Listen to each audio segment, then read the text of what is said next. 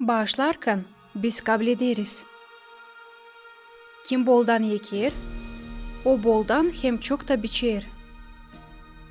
Korinflilere 2. kıyat, 9. baş, 6. yer.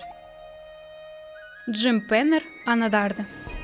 Bir soğuk, ayaz günü anam beni hem kız kardeşimi kiliseye maşinayla götürdü. Biz yaşardık bayırın aşağısında, yamaçta. Anam sıkılıydı, kahırlanardı. Zira maşinanın tekerlekleri artık yenikti. Lazımdı yenilensin. Yamaçtan aşağı doğru kaygın yolda pek zordu uzaydama maşinaya hani kimseye vurulmama, yolun boyuna kaymama. Yeni tekerleklere para yetişmezdi. Biz o durumdaydık, açan parayı zorla yetiştirerdik yemeğe.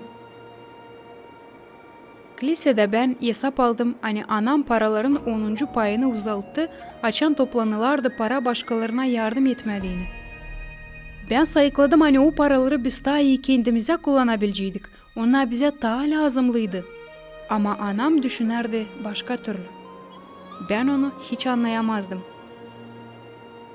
Belli ki Allah bilerdi bizim durumumuzu, bizim halimizi bu zor vakitlerde.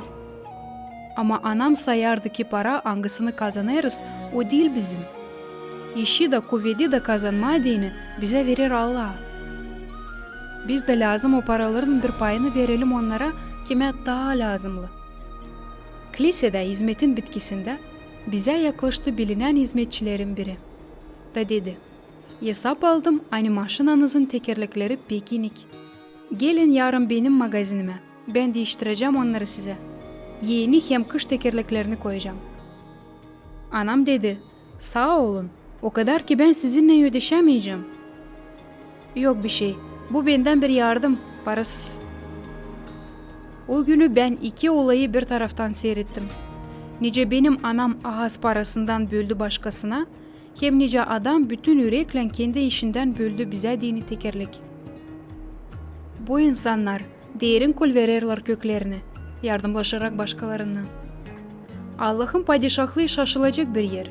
Nerede iyilik her kere zeydelenir. Diyeceğiz, bir yekin yere düştüğüyle büyüder iki koçancık. İkisinde de 200'er yekin.